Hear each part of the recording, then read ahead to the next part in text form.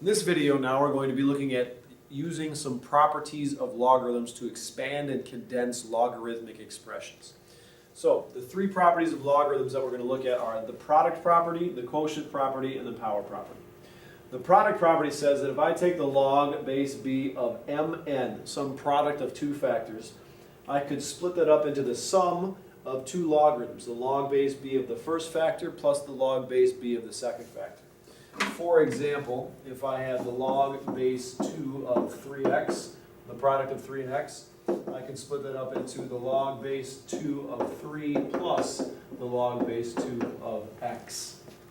Now the quotient property, if I have a logarithm of a quotient, one thing divided by another, I could take the log of the top minus the log of the bottom. For example, the log base 2 of 3 over x would equal log base 2 of 3 minus the log base 2 of x. And then the final one is the power property. If I have a logarithm of some expression raised to a power, I can take that power and multiply the logarithm by it. So it becomes a constant multiple in the front. So maybe I have the log base 2 of x cubed. Well, that'd be the same thing as taking the 3 and multiplying our logarithm by that. 3 times the log base 2 of x. Now, using those properties, we are going to first expand a logarithmic expression. That means we're going to take one logarithm and turn it into a bunch of logarithms. So as I do this, I use the product or quotient properties first, and then the power property to clean it up at the very end. I'll show you how that works.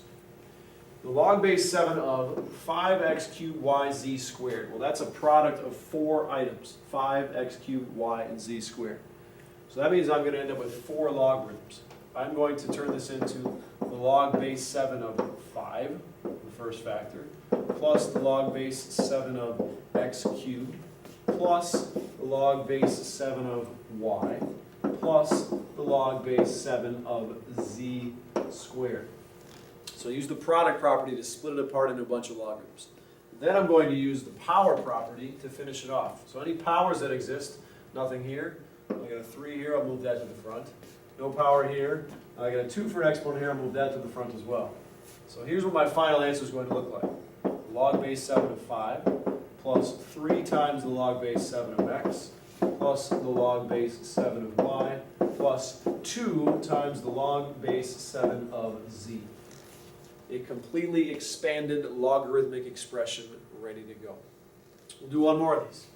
The ln, the natural logarithm of 6x squared divided by y to the 4th. Well, here's what I would do. I'm going to use the quotient property first. I'm dividing here. So I'm going to take the ln of the numerator, 6x squared, minus the ln of the denominator, which is y to the 4th.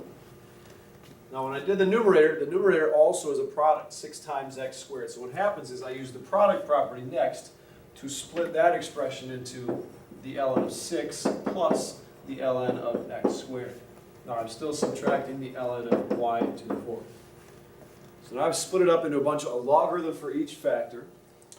Then polish it off with the product or the power property. No power here, power here, power here. Final expression is the ln of 6 plus 2 times the ln of x minus 4 times the ln of y. Again, an expanded logarithmic expression making use of the properties of logarithms.